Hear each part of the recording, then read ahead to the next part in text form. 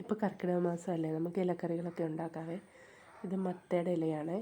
മത്തയുടെ ഇലയും പൂവും എല്ലാം കൂടെ നമ്മൾ എടുത്ത് കഴുകി വൃത്തിയാക്കി അരിഞ്ഞു വെച്ചതാണ്. ഈ അരിഞ്ഞു വെച്ചിരിക്കുന്നതിലോട്ട് ചേർക്കാനായിട്ട് കുറച്ച് തേങ്ങയും മഞ്ഞളും ജീരകവും കാന്താരിയും ചെറിയ ഉള്ളിയും കൂടെയാണ്. അത് ഞാൻ ചതച്ചെടുത്ത് വന്നിട്ടുണ്ട്. അപ്പോഴേക്കും ചട്ടി വെച്ച് ചൂടാകുമ്പോഴേക്കും വെളിച്ചെണ്ണ ഒഴിച്ച് കൊടുക്കാം. കടുകിട്ട് പൊട്ടട്ടെ.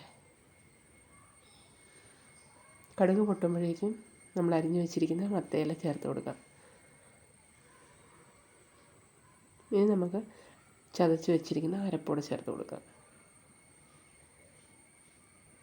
ഇലക്കറികളിലൊക്കെ നമ്മൾ ഉപ്പിടുമ്പോൾ പ്രത്യേകം ശ്രദ്ധിക്കണം. കുറച്ച് മാത്രമേ ഉപ്പിടാവുള്ളൂ. കാരണം വഴണ്ട് വരുമ്പോഴത്തേനും ഉപ്പ് കൂടി പോവും. അല്ലെങ്കിൽ നന്നായിട്ട് ഇളക്കി കൊടുക്കാം.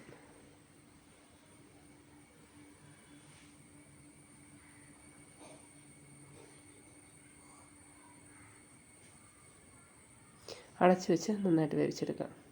ടേസ്റ്റി ആയിട്ടുള്ള മത്തയിലത്തോരൻ റെഡി ആയിട്ടുണ്ട്. ട്രൈ ചെയ്ത് നോക്കണം.